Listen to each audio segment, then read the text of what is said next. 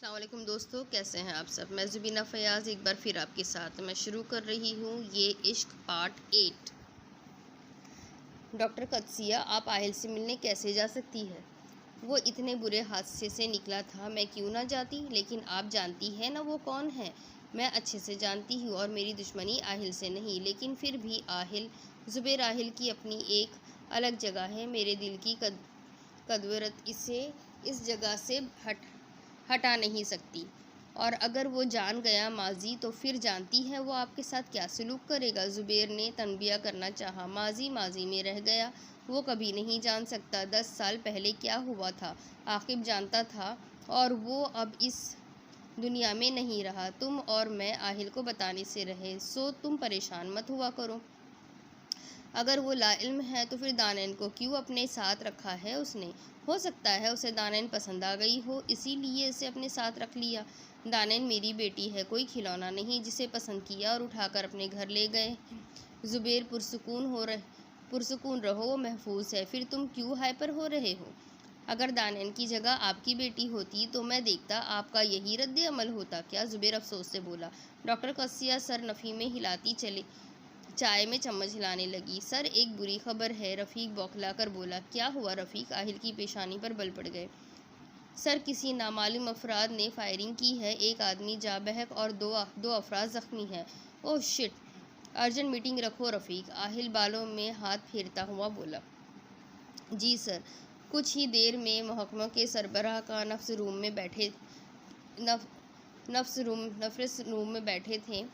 ये बिल्कुल अच्छा नहीं हुआ। खैर, जो हो गया इसे बदला नहीं जा सकता, लेकिन शहर में हंगामी सूरत हाल नाफिज कर दो। डबल सवारी पर पाबंदी लगा दो। जी सर। हसास इलाकों में आर्मी को तैनात कर दो फौरी तौर पर। और रफ़ीक, पता लगवाओ किसने फायरिंग की है। इस शख्स की पुश्त पनाही कौन कर रहा है? आहिल फ़िक्रमंदी से बोला। जी तो नाजरीन, जैसा कि आपको आगाह किया गया कि एक नामालूम अफराद ने फायरिंग की, जिसके नतीजे में एक अफराद जा बहक और 4 अफराद ज़ख्मी हो गए हैं। जी हाँ, 4 अफराद। कुछ देर कबल पेश आने वाला ये वाक़या लोगों को खौफज़दा कर गया है। देखते हैं हुकूमत इसके पेश नज़र क्या इक़दामात करती है। तमाम अफसर अपने अपने काम के लिए चले गए। रफ़ीक, मालूम करवाओ उस आदमी के बारे में जो जा बहक है, इसकी रिहायशी और फैमिली वगैरह का। मैं ख़ुद जाऊंगा। लेकिन सर, आप खुद कैसे ख़तरा मोल ले सकते? अभी तो आपका ज़ख़म भी ताज़ा है। रफ़ीक मुतफक्किर सा बोला। तुम फ़िक्र मत करो रफ़ीक, मुझे कुछ नहीं होगा। आहिल पुरएतमाद अंदाज में बोला। दानी यूनिवर्सिटी में है। आहिल को एकदम इसका ख्याल आया। जी सर, अभी टाइम नहीं हुआ इनके आने का। फिर ऐसा करो, तुम इसे खुद घर लेकर आओ। मुझे किसी और पर भरोसा नहीं, और दानी को कुछ नहीं होने दे सकता मैं। जी सर, मैं दानेन मैडम को लेकर आता हूँ, साथ में इस आदमी की मालूमात भी। रफ़ीक कहकर बाहर निकल गया। आहिल 2 उंगलियों से पेशानी मसलता टहलने लगा। यकीनन ये किसी सियासी पार्टी की हरकत है। इनके लिए ज़िंदगी कितनी बेमोल है। अपने मफाद की खातिर किसी को भी मौत के भेंट चढ़ा देंगे। कोई मसला ही नहीं इन्हें। आहिल तल्खी से सोचने लगा। वाक़ई ज़िंदगी की कोई अहमियत नहीं। आहिल माजी में जा रहा था। आहिल ने झट से आंखें खोल दी और फिर नफ़ी में सर हिलाता खुद को बाज रखने लगा। मैं माज़रत चाहता हूँ, आपसे कह हमारे दौर हुकूमत में ऐसा वाक़या पेश आया है। मुझे बहुत अफसोस है, लेकिन मौत का वक्त तय है। किसी न किसी बहाने से ले जाती है इंसान को। खुदा के फ़ैसले में हम दखल नहीं दे सकते, लेकिन मैं आपको यकीन दहानी करवाता हूँ कि आपका ख़र्च हुकूमत उठाएगी, हमारी हुकूमत दोबारा आए या ना आए। बहुत शुक्रिया आपका। खातून दुपट्टे से आंखें मसलती हुई बोली। मैं जानता हूँ दुनिया की कोई भी चीज़ इनकी कमी पूरी नहीं कर सकती, लेकिन जीने के लिए बुनियादी ज़रूरियात, खाना, लिबास, तालीम इनकी ज़रूरत पड़ती है, और ये काम मैं बखूबी अंजाम दे सकता हूँ। आपके शौहर को वापस नहीं ला सकता, लेकिन इनकी ज़िम्मेदारी ज़रूर उठा सकता हूँ। आपने इतना कहा यही बहुत है। जानती हूँ दुनिया की कोई दौलत इनके बाबा को वापस नहीं ला सकती। आहिल अफसोस से छोटे छोटे बच्चों को देखने लगा। यतीमी बहुत दर्दनाक शय है, मैं जानता हूँ, क्योंकि आहिल हयात भी एक यतीम है। और मैं आपको यकीन दिलाता हूँ कि कभी आपसे गफलत नहीं बरतूँगा। ये बच्चे मेरे बच्चों की मानिंद है। मैं आपकी शुक्रगुजार हूँ कि आप खुद तशरीफ़ लाए हमारे इस छोटे से घर में। नाज़रीन, आपको देखा नाज़रीन, आपने देखा अभी अभी वज़ीर आला आहिल हयात ख़ुद मरहूम फैज़ रसूल के गरीब खाने में तशरीफ़ लाए।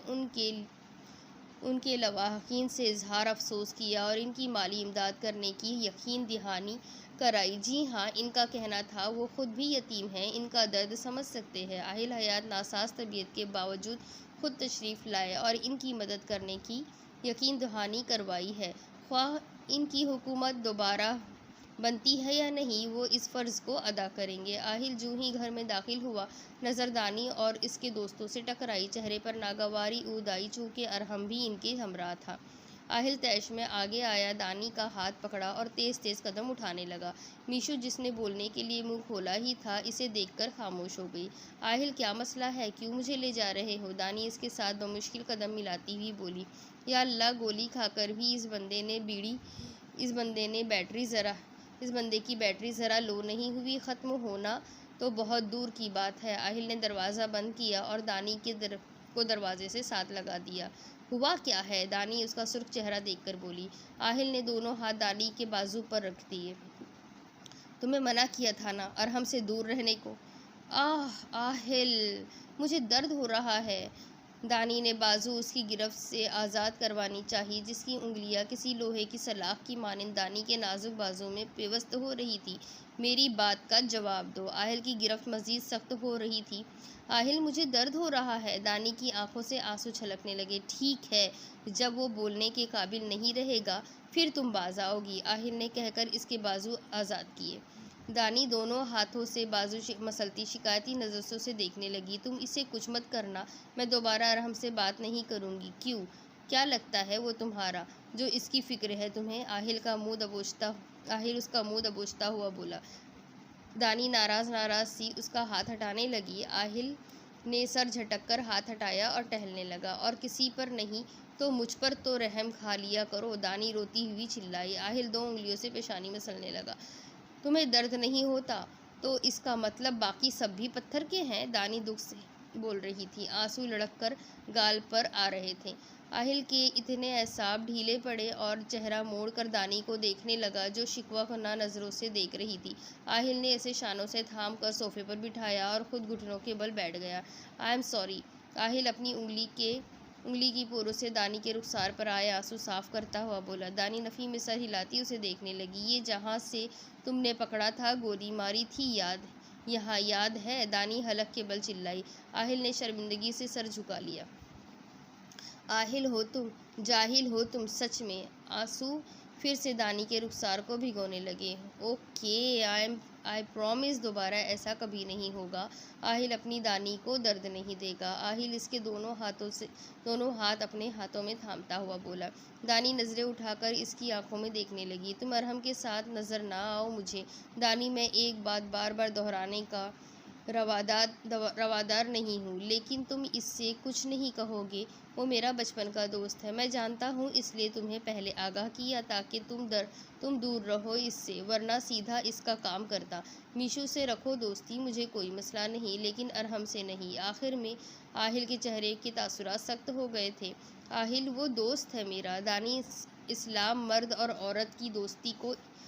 और औरत को दोस्ती की इजाज़त नहीं देता। क्या दोस्त होने से वो तुम्हारा महरम हो गया है? दानी लाजवाब हो गई। कम अज़ कम आहिल से इस नौयत की जवाब की तौक़ा नहीं थी। बोलो दानी, तुम इसके साथ इतनी फ्रैंक होती हो, क्या इस्लाम इस बात की इजाज़त देता है? नहीं, दानी धीरे से बोली। फिर मैं कैसे बर्दाश्त कर लूँ? मेरा बस चले तो किसी की नज़र भी ना पड़ने दूँ तुम पर। तुम इतने शिद्दत पसंद क्यों हो? क्योंकि दानी सिर्फ मेरी है, तुम पर हक है तो सिर्फ मेरा। ये जो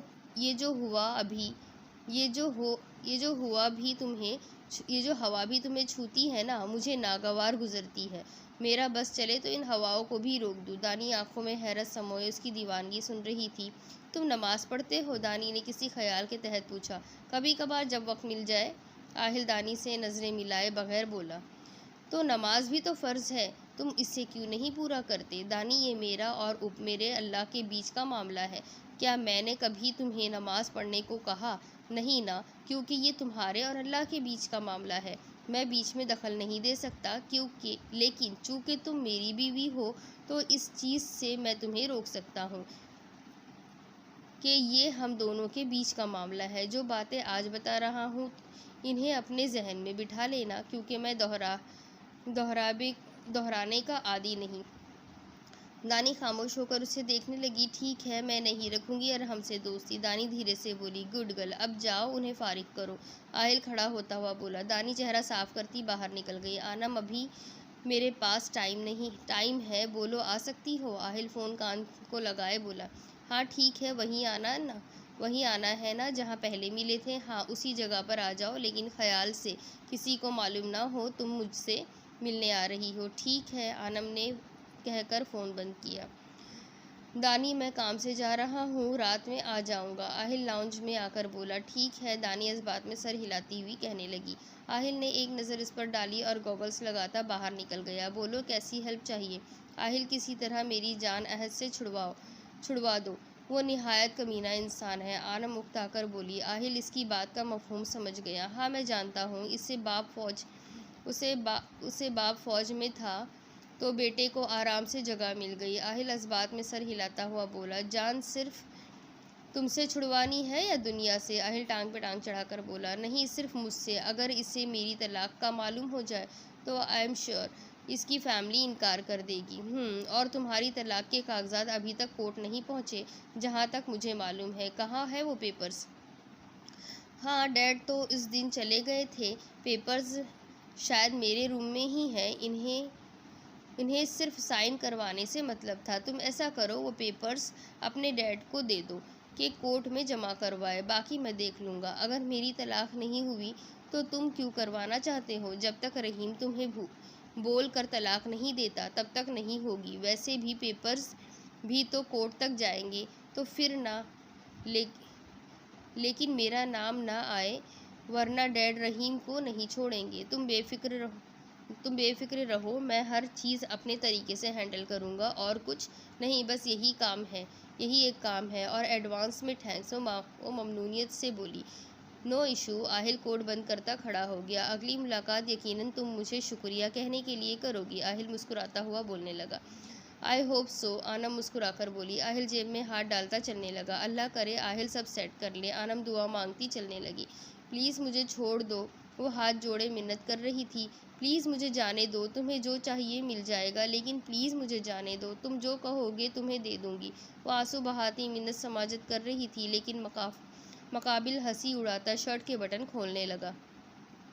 इसकी आंखों में खौफ तैर रहा था। प्लीज़ मत करना ये, प्लीज़, मेरी ज़िंदगी तबाह हो जाएगी। प्लीज़ मुझे छोड़ दो, तुम्हारी हर मांग पूरी होगी, लेकिन ये मत करो। इसका जिस्म कपकपाने लगा था, हाथ पांव ठंडे पड़ गए, चेहरे का रंग फक हो गया। खौफ की एक सर्द लहर इस पर सरायत कर गई। आहिल कमरे में आया तो नासमझी से दानी को देखने लगा। दानी खौफज़दा सी बेड पर खड़ी थी। What happened? वो दानी को देखकर हैरत से बोला। थैंक गॉड आहिल, तुम आ गए हो। दानी लंबा सांस खींचती हुई बोली। क्या हुआ है? तुम ऊपर क्या कर रही हो? आहिल, तो हमारे रूम में छिपकली है, दानी ज़ोर से आंखें बंद करती हुई कहने लगी। आहिल सर पर हाथ मारता दानी को देखने लगा। नीचे उतरो दानी, आहिल घूर कर बोला। नो, पहले तुम छिपकली को मारो। दानी के चेहरे पर खौफ की लकीरें थी। दानी, मैं कैसे मार सकता हूँ? क्यों? सारी दुनिया को मार सकते हो, छिपकली को मारते हुए तुम्हारा ज़मीर जाग रहा है क्या? यार वो नज़र तो आ ही नहीं रही। तुम नीचे आ जाओ। आहिल को गुस्सा आ रहा था। अभी नज़र नहीं आ रही, लेकिन क्या पता जैसे मैं नीचे पाँव रखूँ वो आ जाए। नो, मैं नहीं आ रही। दानी दोनों हाथ आपस में मबसूत किए हुए थी। या अल्लाह, ये लड़की। आहिल सर थाम कर बैठ गया। अब मैं क्या करूं मैडम, मुझे बताइए। आहिल चेहरे पर हाथ फेरता हुआ बोला। तुम पहले छिपकली को ढूंढो। अच्छा, दानी बोल रही थी जब आहिल ने टोका। फिर उसको मारो, इसके बाद मैं नीचे आऊँगी। आहिल नफ़ी में सर हिलाता खड़ा हो गया और दानी के सामने आया। अगर वो तुम्हारे पाँव पर चढ़ जाएगी तो क्या हो जाएगा? आहिल शरीर लहजे में बोला। दानी झरझरी लेती हुई गुस्से से उसे देखने लगी। यार तुम नीचे आओ। वो नहीं आएगी। मैं नहीं, पहले मुझे इसकी लाश दिखाओ, फिर मैं बेड से नीचे पाँव रखूँगी। आहिल मुंह पर हाथ रखे मुस्कुराता दानी को देखने लगा।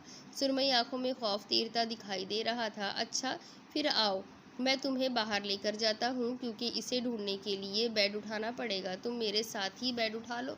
आहिल का डिंपल मजीद गहरा हो गया। दानी, मैं जा रहा हूँ। अगर तुमने बाहर जाना है तो आ जाओ, वरना फिर अपनी दोस्त के साथ रहो। आहिल जेब में हाथ डालता हुआ बोला। आहिल, तुम मेरे लिए एक छिपकली नहीं मार सकते? दानी रोने वाली शक्ल बनाती हुई कहने लगी। बिल्कुल नहीं, वो कतियत से बोला। अल्लाह करे तुम्हें खा जाए ये छिपकली, तुम्हारी शर्ट के अंदर घुस जाए ये छिपकली और फिर बाहर भी ना निकले। दानी जल भुनकर कहने लगी। ओके मिसेस हयात, मैं जा रहा हूँ, आप यहीं रहे। आहिल मुस्कुराता हुआ दरवाजे की जानिब चल दिया। आहिल, ना करो, दानी सदमे से बोली। अच्छा ठीक है, आओ। दानी हार मानती हुई बोली।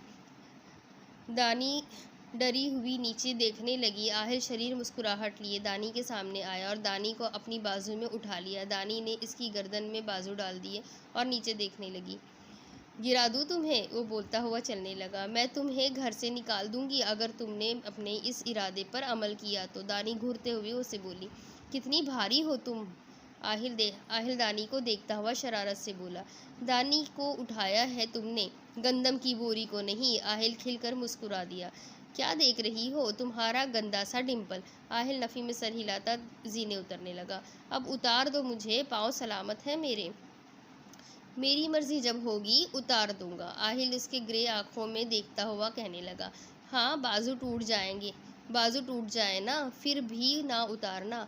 मैं तो कहती हूँ पकड़ने से पहले एल्फी लगा लेनी थी ताकि कभी उतार ही ना सको मुझे। आहिल मुस्कुराता हुआ लाउंज में आ गया। उतार दो मुझे, कोई अवार्ड नहीं मिलना।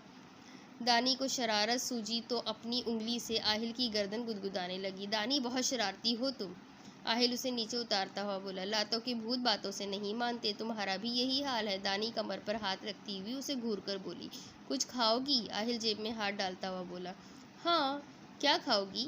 तुम्हारी किडनी। दानी मुस्कुराकर कहती हुई उसे देखने लगी। हा हा हा, वो नहीं दे सकता तुम्हें, उसके अलावा कुछ बोलो। आहिल, तुमने कहा था कि ये एक मिस्ट्री है कि दानी तुम्हारे लिए क्या है? दानी सपाट अंदाज में बोल रही थी। बिल्कुल, इतनी जल्दी हल कर ली? ये हैरत है। नहीं, अभी हल नहीं की। ये मिस्ट्री नहीं बल्कि तुम बहुत अजीब हो। दानी के चेहरे पर उलझन थी। अच्छा, तो फिर नहीं करोगी इसे हल? वो दानी के ग्रे आंखों में देखता हुआ कहने लगा। करूँगी। मालूम है कभी कभी लगता है दानी तुम्हारे लिए कोई अहमियत नहीं रखती, जब तुम मुझे कुछ समझते नहीं हो। अच्छा, और कभी कभी? आहिल ने मुस्कुराते हुए दानी की दाएं हाथ की उंगलियों में अपने बाएं हाथ की उंगलियां फंसाई। आहिल ने मुस्कुराते हुए नज़र उठाकर दानी को देखा। और कभी कभी लगता है तुम दानी से बहुत मोहब्बत करते हो। दानी हाथ से नज़र उसके चेहरे तक ले जाती हुई बोली।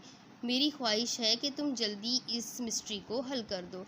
तुमने मुझे किसी मकसद के तहत अपने पास रखा है क्या? दानी ने खदशा जाहिर किया।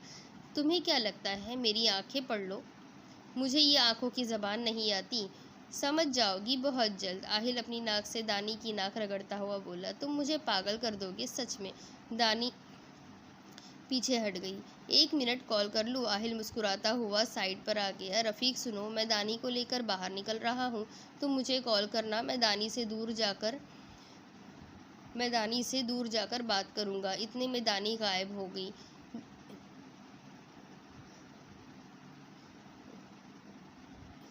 इतने में दानी गायब हो जानी चाहिए और मोहतात रहना गलती की गुंजाइश नहीं। मैं नहीं चाहता कोई भी चीज़ बिगड़ जाए। आहिल फिक्रमंदी से बोला। जी सर, ठीक है। आहिल मुस्कुराता हुआ वापस आ गया। बाहर चले? वह हस्बे आदत जेब में हाथ डालता हुआ बोला। दानी मुस्कुराकर इस बात में सर हिलाती चलने लगी। मेरी आईडी कार्ड कब तक आ जाएगी? आ जाएगा जल्द ही। मेरे साथ घूमने के लिए तैयार हो? वो दोनों आहिस्ता आहिस्ता चल रहे थे कॉलोनी में। हाँ, तुम्हारा लॉकेट पहना दूँ? वो जेब से निकालता हुआ बोला। पहली बार पूछा था जब पहनाया था। आहिल मुस्कुराता हुआ उसके करीब हुआ और इस लॉकेट को फिर से दानी की गर्दन की जीनत बना दिया। अब ठीक है, मुझे अपनी बाजू दिखाओ। क्यों? दिखाओ तो। टैटू देखना है? हाँ। सर रफ़ीक 2 दिन से मुसलसल कॉल करके ज़मीन का मुतालबा कर रहा है। मुझे लगा था ये आहिल किसी मोहब्बत के चक्कर में दानी को अपने पास रखे हुए है, लेकिन इसकी नज़र मेरी रिफायजी वाली ज़मीन पर है। वो कोफ्त से बोले। सर वो धमकी दे रहा है कि दानी मैडम को जान से मार देगा अगर ज़मीन आहिल हयात के नाम ना की तो। मैं इसे फिर से ओपन करने की कोशिश कर रहा हूँ और ये कमीना मेरी कमाई का वाहिद ज़रिया भी बंद करना चाहता है। सर फायरिंग करवाने का भी कोई फ़ायदा नहीं हुआ। इसने लवाहकीन के घर जाकर अवाम के दिल मज़ीद अपने जानिब खींच लिए है। यही बात मुझे जहर लगती है। ये जो हमेशा लोगों के पास पहुंच जाता है, अपने जो गोली लगी इसकी फ़िक्र नहीं और दूसरों के साथ अफसोस करता फिर रहा है। सर फिर अब क्या करे? धमकी दे रहा है कुछ नहीं करेगा दानी को, लेकिन तुम फिर भी एहतियातन पेपर्स तैयार करवा लो। दानी को अपनी आंखों के सामने कुछ होते नहीं देख सकता मैं। लेकिन सर आप किसने कहा मैं इसे ज़मीन दे रहा हूँ? तुम्हें एहतियातन बोला, इसका मतलब ये नहीं कि मैं जाकर इसे तोहफे में अपनी ज़मीन दे दूँगा। वो हंकारा भरते हुए कहने लगे। जी सर, मुझे लगता है वो जानता कुछ नहीं, सिर्फ ज़मीन के चक्कर में ये सब कर रहा है। हाँ, अब तो मुझे भी ऐसा ही लग रहा है। वैसे भी वो माजी से नाआशनार है तो ही बेहतर है हमारे लिए, वरना ये तो मेरी जान का दुश्मन बन जाएगा। जी सर, वो लैपटॉप और इसमें मौजूद मवाद तबाह हो चुका है और ये फिर से आपके लिए ख़त आया है। वो परेशानी से बोला। वो आइल हयात कम है क्या जो ये नया दुश्मन मेरे पीछे पड़ गया? वो झुंझलाकर लिफाफा खोलने लगे। मैं रात 9 बजे तुम्हें फ़ोन करूँगा ताकि तुम मुझे अपनी रिहाई की कीमत बता सको। फिर से सिर्फ एक ही सत्र थी। लानत हो इस पर, अब आहिल को कीमत दूँ या इसे? वो सर थाम कर बैठ गए। दरवाजे पर दस्तक हुई तो ज़ुबैर ने सर उठाकर देखा। क्या है? वो खुफकी से बोले। सर ये आनम मैडम ने आपको देने को बोला है। वो पेपर्स ज़ुबैर के सामने रखता हुआ बोला। चलो इस सब में कुछ तो अच्छा हुआ। वो सांस खारिज करते देखने लगे। कल ले जाना ये पेपर्स कोर्ट में और रफ़ा दफ़ा करवाओ इसे। वो कहते हुए खड़े हो गए, सिगरेट सुलगाई और खिड़की में आकर पीने लगे। आहिल ने आस्तीन ऊपर की और बाएं बाजू दानी के सामने कर दी। सियाह रंग से लिखा गया दानी, जो कभी नहीं मिट सकता था। बाजू की रगें उभरी हुई थी। दानी इसके फौलादी बाजू पकड़े टेटू पर हाथ फेरने लगी। तुम्हें दर्द नहीं हुआ था? दानी ने चेहरा उठाकर कहा। तुम्हें क्या लगता है मैं कोई कमज़ोर सा इंसान हूँ? नहीं, लेकिन फिर भी। आहिल ने बाजू छुड़वाई और आस्तीन नीचे करने लगा। एक तो तुम आधी बातों के जवाब नहीं देते। आहिल धीरे से मुस्कुराने लगा। जितना तुम्हारे जानने के लिए अहम होता है, इससे आगाह कर देता हूँ। दानी चेहरा मोड़े उसे घूरने लगी। आहिल का फ़ोन रिंग करने लगा। तुम्हारी हाफ गर्लफ्रेंड का होगा? दानी नाक चढ़ाती कहने लगी। 2 मिनट। वो मुस्कुराकर कहता दानी से दूर जा खड़ा हुआ। दानी इसकी पुश्त को देख रही थी। जब किसी ने अकब से दानी के मुंह पर रुमाल रखा, दानी के चेहरे के तासुरात पहले हैरत से फिर गुस्से में तब्दील हो रहे थे। उसने आहिल को आवाज़ देने की सही की, लेकिन इसकी गिरफ्त बहुत मजबूत थी। दानी को बेहोश करके ही दम लिया। आहिल ने मुंह पर रुमाल बांधा और दानी को उठाकर गाड़ी में डाल दिया। चलो, तहकुम से कहता बाहर देखने लगा। दानी को रस्सियों से बांधकर कुर्सी पर बिठा रखा था। आहिल इसके अकब में था, जबकि रफ़ीक उसके सामने खड़ा हुआ था।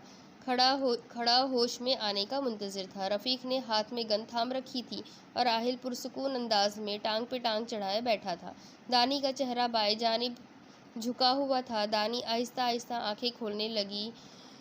हवास बहाल हुए तो मालूम हुआ कि उसे किसी ने अगवा कर लिया है। दानी ने खुद को छुड़वाने की सही की, लेकिन रस्सियाँ इसकी सोच से ज़्यादा मजबूत थी। दानी ने चेहरा उठाकर सामने देखा तो अपनी बसारत पर शबा हुआ। रफ़ीक तुम? दानी परेशान सी बोली।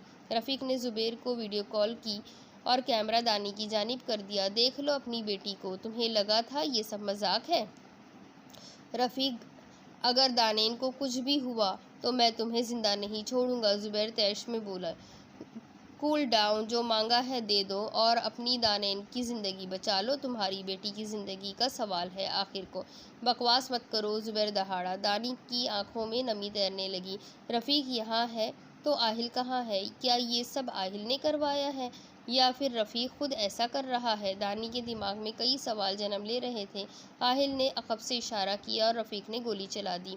दानी ने खौफ से आंखें बंद कर ली। ज़ुबैर खौफज़दा से उसे देख रहे थे। कल सुबह अगर पेपर्स ना मिले तो दानिन की लाश मिलेगी। रफ़ीक ने कहकर फ़ोन बंद कर दिया। ज़ुबैर सदमे से वहीं बैठ गए। आसिम, वो सच में दानिन को मार देंगे? मुझे कुछ करना पड़ेगा सर। आहिल के साथ हम कोई गेम नहीं खेल सकते। अगर देखा जाए तो दानिन मैडम इसकी बीवी है, तो आप इसके नाम वो रिफायजी वाली जगह कर दे। बाद में जिस तरह आहिल ने दानिन मैडम का इस्तेमाल किया, आप भी दानिन मैडम को यूज़ करके ज़मीन वापस ले लीजिएगा। इस तरह दानिन मैम भी महफूज हो जाएंगी और ज़मीन भी मिल जाएगी। आसिम कहकर इन्हें देखने लगा।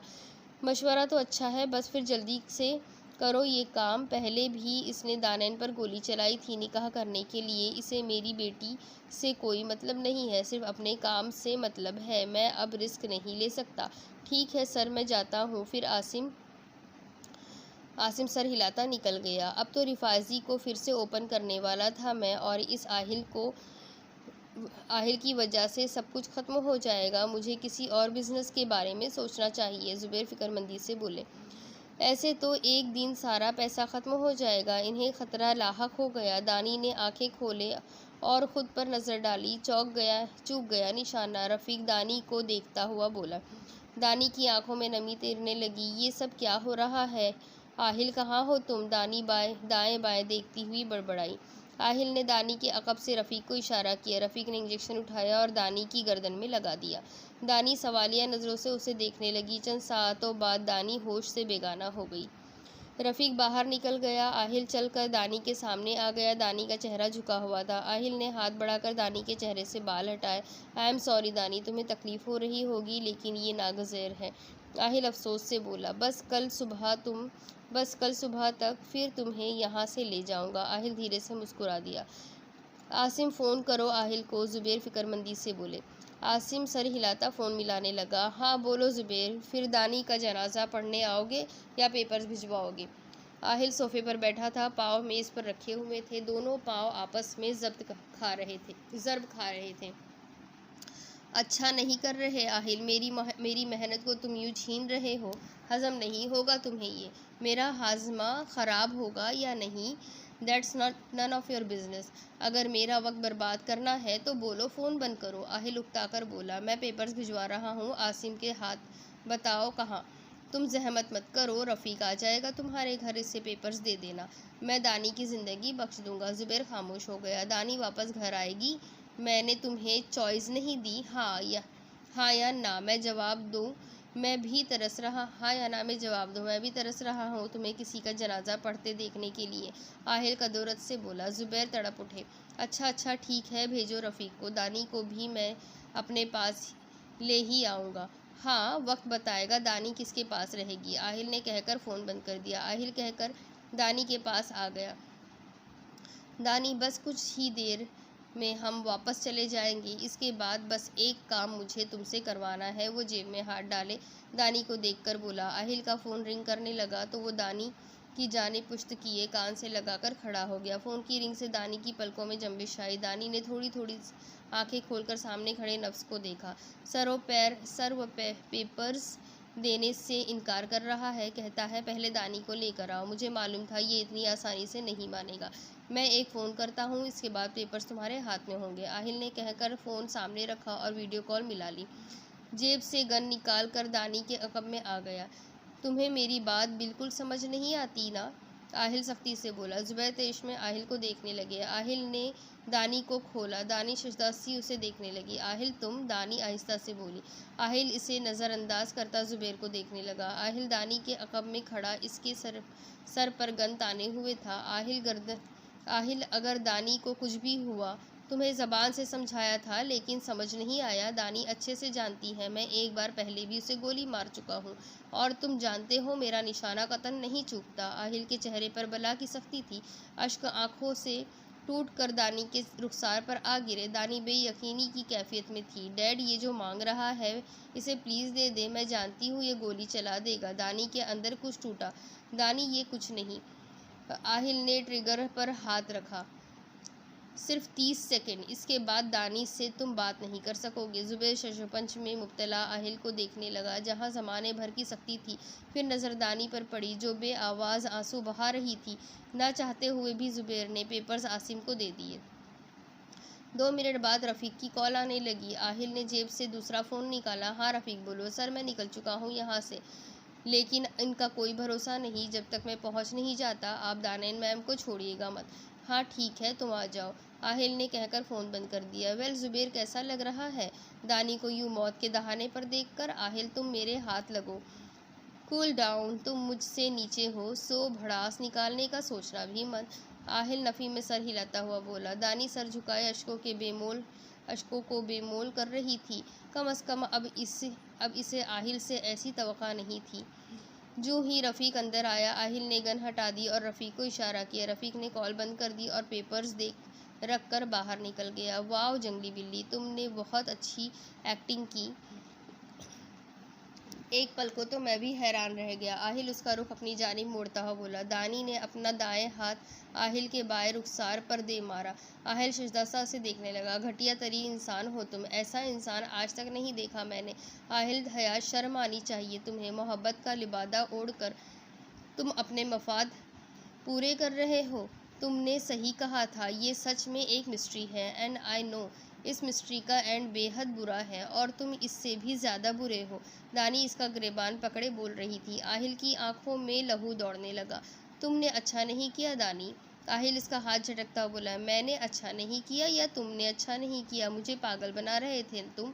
हाँ खिलौना समझ रखा है क्या? जब दिल किया प्यार से रखा और जब दिल किया गन तान ली। मारना चाहते हो ना मुझे तो मारो, आज ख़त्म कर दो इस कहानी को। ये रोज़ के तमाशे से तो मेरी जान छूट जाएगी। दानी इसका गन वाला हाथ अपनी पेशानी पर रखती हुई बोली। चलाओ गोली, दानी रोती हुई हजियानी अंदाज में बोली। दानी तुम क्या? आहिल बौखला कर इसे देखने लगा। शूट, दानी चिल्लाई। दानी की आंखें सुर्ख अंगारा बनी हुई थी, तकलीफ चेहरे से नुमाया थी। दानी स्टॉप दिस, आहिल ने गन हटानी चाहिए। आई सेड शूट मी। दानी दोनों हाथों से मजबूती से गन थामती ही बोली। आहिल बेबस हो रहा था। आई कांट, आहिल अफसरदगी से बोला। वाई, अभी 10 मिनट पहले तो तुम मुझे मारने वाले थे ना, फिर अब क्या मसला है? दानी इसके सीने पर हाथ रखती दूर धकेलती हुई बोली। तुमने फ़ोन नहीं चेक किया? कौन सा फ़ोन? दानी आईब्रो उचका कर बोली। तुम पछताओगी दानी, तुम कभी ये मिस्ट्री हल नहीं कर पाओगी, आहिल कर्ब से कहता उल्टे कदम उठाने लगा। तुम जैसे इंसान, दानी बोल रही थी जब आहिल तेज़ कदम उठाता बाहर निकल गया। दानी को घर ले जाओ, रफ़ीक को बिना देखे कहकर चला गया। सर लेकिन सर आप, रफ़ीक इसे तैश में देखकर घबरा गया। दानी ने गुस्से से मुट्ठियां भींची। क्यों नहीं मारी तुमने मुझे गोली? दानी हाथों में चेहरा छुपाए वहीं ज़मीन पर बैठ गई। क्या हुआ? क्या हो तुम? आहिल सच में कभी मैं इस मिस्ट्री को हल नहीं कर सकती। दानी तकलीफ़ में थी। जब भरोसा टूटता है तो सिर्फ दिल ही नहीं, इंसान भी टूट जाता है, ख़त्म हो जाता है, बिल्कुल इसी तरह जैसे किसी दरख्त की टहनी टूट जाए तो वो बाकी नहीं रहती। हयात का सफ़र तमाम हो जाता है, इसके बाद सब कुछ ख़त्म हो जाता है। दानी को भी ऐसा ही गुमान हो रहा था। मैम चले, सर ने ऑर्डर दिया है, रफ़ीक अंदर आकर बोला। दानी ने चेहरा उठाकर रफ़ीक को देखा जो सर झुकाए खड़ा था। दानी हाथ की पुश्त से आंसू रगड़ती खड़ी हो गई और बाहर की जानिब कदम बढ़ाने लगी। रफ़ीक इसके अक़ब में चलने लगा। ज़ुबैर सर थाम कर बैठे हुए थे। अब पता नहीं क्या होगा, मेरी तो दुनिया की बर्बादी हो गई, वो आह भरते हुए बोले। इस आहिल हयात ने न जाने कौन सी खलिश का बदला लिया है। आसिम गाड़ी निकालो, डॉक्टर कदसिया के पास जाना है। वो बमुश्किल खुद को आंसू बहाने से बाज रखते हुए कहने लगे। जी सर, ये और वो पेपर्स? हाँ, वो तुम कोर्ट में जमा करवा देना। ज़ुबैर खड़े होते हुए बोले। व्हाट? आहिल ने तुमसे ज़मीन ले ली? मतलब वो जानता है? अगर सब कुछ नहीं तो कुछ ना कुछ तो ज़रूर जानता है, वरना तुमसे यूँ गन पॉइंट पर ज़मीन ना लेता। डॉक्टर कदसिया मुतफक्किर सी हो गई। अगर वो कुछ जानता भी है तो सिर्फ मेरे बारे में जानता होगा। आप भी मेरे साथ शामिल थी, इस बात से वो अनजान होगा, क्योंकि ये बात सिर्फ मैं और आसिम जानते हैं, वो आकिब भी नहीं जानता था। फिर आहिल के जानने का तो सवाल ही पैदा नहीं होता। ज़ुबैर तुम सद्बाब कर लो, ये ना हो कि तुम इसी गलतफहमी में मुब्तला रहो और वो तुम्हें सबके सामने रुसवा करके जेल की हवा खिला दे। कैसे करूँ सद्बाब, सब कुछ तो ले गया है। वो मज़लूमियत से बोले। कुछ भी हो, आहिल को मेरे बारे में कुछ इल्म नहीं होना चाहिए। मैं अपने ताल्लुकात ख़राब नहीं करना चाहती। वो सख्ती से बोली। बेफिक्र रहे, आहिल को कभी मालूम नहीं हो सकता आपके मुतालिक। एक और लड़की को अगवा किया है डैडी ने। इसका सौदा हो जाए तो मज़ा आ जाएगा। खूबसूरत भी है, अच्छे पैसे मिलेंगे। डॉक्टर कदसिया सोचती हुई बोली। हाँ, तो आप किसकी मुंतज़िर है? बस करें, इसका सौदा और पैसे मंगवाएं। वो लड़की बहुत ज़िद्दी है, अभी कल ही पकड़ा है, इसे 2-4 दिन लगेंगे अकल ठिकाने लगाने में। खूबसूरत है तो फिर मैं इसकी अकल ठिकाने लगा देता हूँ, क्या ख्याल है? नहीं, जिसके साथ डील करनी है वो लड़की बिल्कुल साफ चाहता है, किसी ने हाथ ना लगाया हो तभी ज़्यादा पैसे दे रहा है। तुम दूर ही रहना उससे, वरना सौदा ख़राब कर दोगे। वो घूर कर बोली। अच्छा ठीक है, फिर कोई और लड़की किसी से तो मिलवा दे, बहुत टेंशन में हूँ। पहले जो थी उनका सौदा तो कर दिया था, अलबत्ता एक लड़की है जो अपनी मर्ज़ी से हमारे साथ काम कर रही है। वो तुम्हारी बात मान सकती है क्योंकि उसे पैसों से मतलब है, सही गलत से नहीं। अब मैं अपना कारोबार होने के बावजूद पैसे दूंगा। ज़ुबैर की पेशानी पर बल पड़ गए। नहीं, वो मैं खुद उसके साथ हिसाब कर लूँगी, तुम अपना काम कर लो। वो ज़ुबैर के हाथ पर अपना हाथ रखती हुई बोली। दिखने में कैसी है? ज़ुबैर खड़े होते हुए बोले। जवान है, खूबसूरत भी, अच्छा वक्त गुजरेगा तुम्हारा, मज़े करो। वो आँख मारती हुई बोली। ज़ुबैर कहकहा लगाता बाहर निकल आया। आहिल मुठ्ठियाँ भींचते गाड़ी से बाहर निकला। ये आहिल का रेस्ट हाउस था। आहिल अंदर आया और आसपास चीज़ों को घूरने लगा। दानी, तुमने अच्छा नहीं किया, वो नफ़ी में सर हिलाता हुआ बोला। आहिल ने वाज उठाया और दीवार पर दे मारा। इसके बाद एक एक चीज़ उठाता गया और दीवार पर मारता गया। एक शीशा आहिल के हाथ पर लग गया, लेकिन इसे परवाह नहीं थी। वो बालों में हाथ फेरता सोफे पर ढेर हो गया। मोबाइल निकाल कर दानी की तस्वीर देखने लगा। तुमने मुझ पर एतबार नहीं किया, फिर मुझे थप्पड़ मारा। दानी, तुम कैसे मुझ पर हाथ उठा सकती हो? तुमने आहिल हयात पर हाथ उठाया, अच्छा नहीं किया तुमने दानी। दानी मरे मरे कदम उठाती कमरे में आई। मुझे लगा था तुम इतने बुरे भी नहीं जितने जाहिर करते हो, लेकिन आहिल हयात, तुम मेरी सोच से भी ज़्यादा बुरे हो। तुम एक मफाद परस्त इंसान हो। इतने वक्त से मुझे पागल बना रहे थे। तुम सिर्फ अपने मतलब की खातिर कर रहे थे। सब कुछ अश्क थे कि थमने का नाम नहीं ले रहे थे। आहिल, तुमने मुझे धोखा दिया है ना? अब देखना, दानैन भी तुम्हें धोखा देगी। तुमने मेरे साथ जो किया मैं भी वही करूँगी। मैं भी तुम्हें वहीं चोट पहुँचाऊँगी जहाँ तुमने मुझे फिर पहुँचाई। फिर तुम्हें मालूम होगा जब कोई भरोसा तोड़ता है तो कितनी तकलीफ़ होती है। तुम्हारी बेएतनाई तुम्हें सूद समेत लौटाऊंगी, देखना तुम। दानी चेहरा साफ करती हुई बोली। दानी उठकर वॉशरूम में आ गई। टूटी टूटी खोल कर मुंह पर छींटे मारे और तौलिए से चेहरा खुश करती बाहर निकल आई। आहिल ने कहा था तुमने फ़ोन चेक नहीं किया। दानी की पेशानी पर लकीरें उभरी। फ़ोन तो मेरा रूम में पड़ा था। दानी बोलती हुई दराज चेक करने लगी, लेकिन वहाँ फ़ोन नहीं था। यहाँ तो कुछ भी नहीं। फिर आहिल ने क्यों कहा? झूठा है वो एक नंबर का। आहिल हयात, तुम काबिल एतबार इंसान नहीं हो, झूठे फरेबी। दानी बड़बड़ाती हुई वॉशरूम में चली गई। दानी बार बार करवट बदल रही थी। रह रहकर आहिल पर गुस्सा आ रहा था, लेकिन इसकी गैर मौजूदगी भी परेशानी में मुब्तला कर रही थी। दानी कोफ्त से उठ बैठी। अब इसके आगे क्या होगा? दानी के फ़ोन में आखिर ऐसा क्या था? आहिल ने ऐसा दानी के साथ फिर से क्यों किया? ये सब कुछ जानने के लिए मेरे साथ बने रहिए। चैनल को सब्सक्राइब कर लीजिए और बेल आइकन को ज़रूर दबा दीजिए। अगली किस्त में फिर मिलेंगे। अल्लाह हाफ़िज़।